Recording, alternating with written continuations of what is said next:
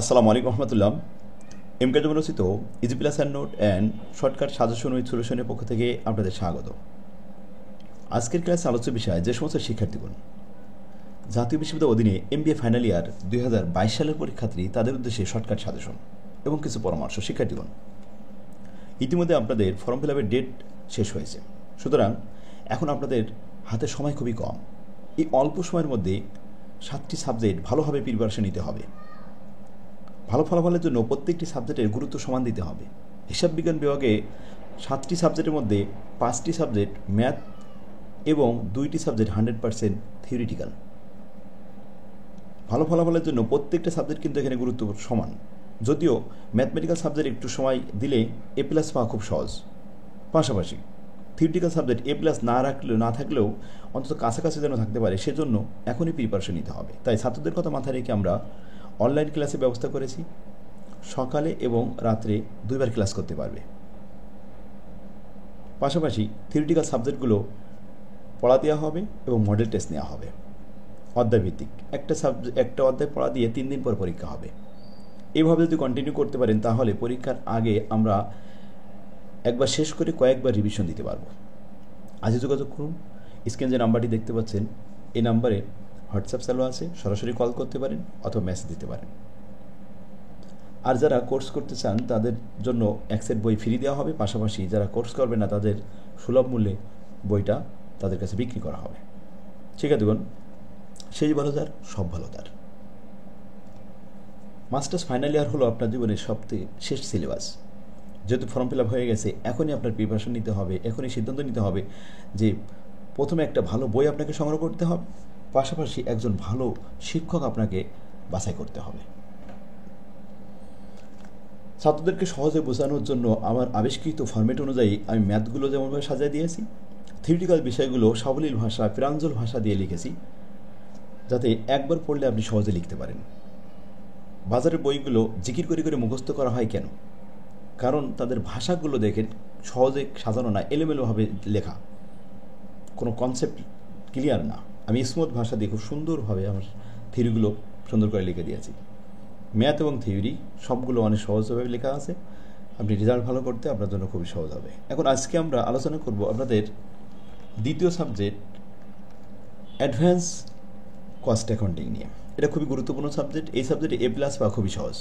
এখানে সিলেবাসে আপনার 8টা অধ্যায় আছে, আর বোর্ড পরীক্ষায় প্রশ্ন আসবে বি পার্টে 8টা প্রশ্ন এবং সি পার্টে 8টা প্রশ্ন। প্রত্যেকটা অধ্যায় থেকে একটা করে বি পার্টের প্রশ্ন, একটা করে সি পার্টের প্রশ্ন থাকবে। তাই এখান থেকে ভালো ফলাফলের জন্য আপনার সব অধ্যায় করা লাগবে না। আপনি বাছাই করে মাত্র 5টা, 6টা অথবা 7টা অধ্যায় করবেন। যারা বেশি করতে চান না তারা 5টা করবেন। 5টা করলে 5টা কমান আসবে। আর কোন অঙ্কগুলো করতে হবে, কোন নিয়মগুলো করতে হবে, কোন ফরম্যাটে অঙ্কগুলো আসবে, এইগুলো আমরা ক্লাস নেওয়ার সময় বিস্তারিত সব জানিয়ে দেবো। আপনার বেশি কিছু করা লাগবে না। মাত্র 5টা অধ্যায় যদি করতে পারেন তাতে আপনি এ প্লাস পাবেন। এখন আসুন অ্যাডভান্স কস্ট অ্যাকাউন্টিংয়ের সিলেবাসেই। এখানে দেখুন 8টি অধ্যায় দেওয়া আছে। তার মধ্যে সহজ সহজ অধ্যায়গুলো করবেন। প্রথমেই 1 নম্বর অধ্যায় খুবই ইজি, বি পার্ট এবং সি পার্ট 2 সেট প্রশ্ন এখানে কমন পাবেন, 100% ম্যাথ আসবে এখানে। এরপরে 2 নম্বরে কস্ট অ্যালোকেশন, বি পার্ট এবং সি পার্ট 2 সেট ম্যাথ পাবেন। 3 নম্বর ডাইরেক্ট কস্টিং, অ্যাবজর্পশন কস্টিং, এখান থেকে বি পার্ট এবং সি পার্ট 2 সেট ম্যাথ পাবেন। জয়েন্ট কস্ট, জয়েন্ট প্রোডাক্ট এবং বাই প্রোডাক্টের অঙ্ক, এখান থেকে বি পার্ট এবং সি পার্ট 2 সেট প্রশ্ন পাবেন। তাহলে প্রথমেই 4টে অধ্যায় করলেই তো আপনার 4টে অঙ্ক হয়ে যাচ্ছে। 5 নম্বরটা করলে 5 নম্বর 5টা অঙ্ক কমন পেয়ে গেলেন। এই অধ্যায়গুলো বারবার করানো হবে এবং খুব সহজ হবে, সুন্দর হবে, নিয়ম শেখাই দেওয়া হবে। এলোমেলোভাবে বিশৃঙ্খল অবস্থায় শিখলে মাথায় রাখা যায় না, তা সুশৃঙ্খলভাবে। আর এই বোর্ড প্রশ্ন কোনো টেনশন নেই। 2014 সাল থেকে আমাদের এই সিলেবাসটা দেওয়া হয়েছে, 21 সাল পর্যন্ত পরীক্ষা হয়ে গেছে। সমস্ত প্রশ্নগুলো আমি এক নজরে দেখাই দেবো। আপনি আগে ফর্মেট আকারে শিখবেন, তারপর দেখবেন খুব সহজে আপনি বুঝতে পারবেন। প্রশ্ন দেখলে চিনতে পারবেন যে এটা কোন নিয়মে করতে হবে। এই সহজে প্রশ্ন চেনার একটা অভিনব কৌশল এবং সহজে অঙ্ক মনে রাখার একটা অভিনব কৌশল হলো এই ফরম্যাট। তাই আজই আসুন, আজ যোগাযোগ করুন। স্ক্রিনে যে নাম্বারটি আছে এই নাম্বারে কল করুন। চলুন আমরা অ্যাডভান্স কস্ট অ্যাকাউন্টিংয়ের সাজেশনটা দেখে আসি। আমাদের বইয়ের সাজেশন এই দেখুন, এখান থেকে শুরু।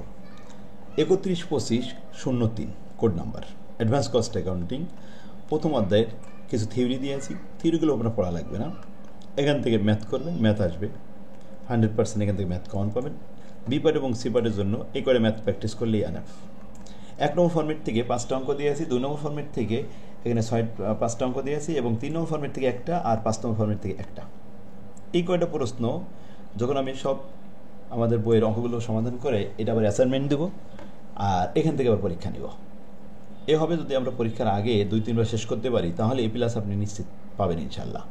কারণ এখানে দেখা যাচ্ছে অন্যরা সপ্তাহে 3 দিন 4 দিন পড়ায়, কিন্তু আমরা সপ্তাহে প্রতিদিন পড়ানো হয়, পাশাপাশি সকালে একবার ক্লাস, রাত্রে একবার ক্লাস, এভাবে কন্টিনিউ ক্লাস করানো হবে। অর্থাৎ মাসে অনেকগুলো ক্লাস পাবেন আপনি। সেখানে শেষ করে আবার রিভিশন দেওয়ার সুযোগ থাকবে। তো প্রত্যেকটা অধ্যায়ের সাজেশন এভাবে দেওয়া হয়েছে।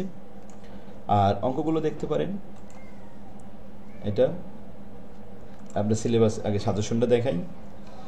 সেখানে দেখুন এই সাজেশন অনুযায়ী আমি যখন ক্লাস করাবো তখন প্রত্যেকটা অধ্যায়ের উপরে পূর্ণ একটা কনসেপ্ট ক্লিয়ার করে দেবো, যাতে এই অধ্যায় থেকে যে প্রশ্নে আসুক না কেন এই নিয়মের বাইরে কোনো অঙ্ক আসবে না।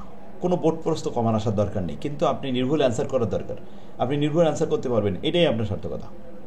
যে একটা প্রশ্ন কমান আসলো না, বিগত প্রশ্ন মনে করেন রিপিট করলো না, কিন্তু আপনি প্রত্যেকটা প্রশ্ন নির্ভুল অ্যান্সার করে আসলেন এবং আপনার ওই সাবজেক্ট এ প্লাস থাকলো, এইটাই আপনার দরকার।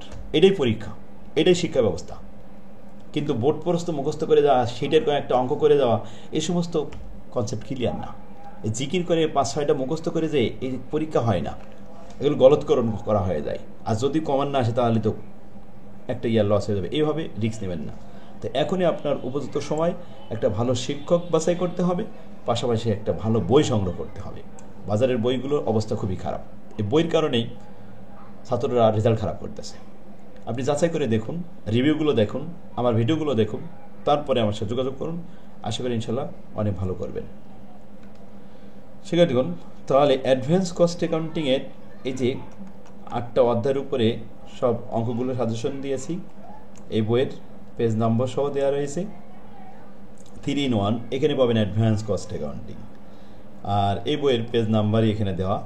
7 নম্বর অধ্যায়টা, এটা 491 পেজে আছে 2 নম্বর প্রবলেম, 13 নম্বর প্রবলেমটা আছে 496 পেজে, 14 নম্বর প্রবলেমটা পাবেন 496 পেজে, আর এখানে আছে 1 নম্বর প্রবলেম, এটা আছে 497 পেজে।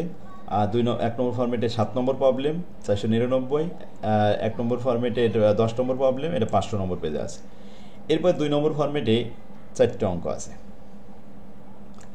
3 নম্বর প্রবলেম, 5 নম্বর প্রবলেম, 7 নম্বর প্রবলেম এবং 8 নম্বর প্রবলেম। এই করে অঙ্ক করলে এনাফ। 8 নম্বর অধ্যায়ে শুধু থিওরি পড়লে হবে, এখান থেকে ম্যাথ আসে না। এই এক্সেল যদি থিওরি আসে এখান থেকে আসতেও পারে, আর সেগুলো তো লেখা লাগে না, কারণ 5টা অঙ্ক করলেই তো এনাফ। থিওরি তো লেখার কোনো প্রয়োজন নেই। আমার তৌফিক ইল্লাহ বিল্লাহ। ঠিক আছে, দেখুন ভিডিওটা টাইম লাইনে রেখে দিন, পরবর্তী কাজে লাগবে। আসসালামু আলাইকুম রহমতুল্লাহ।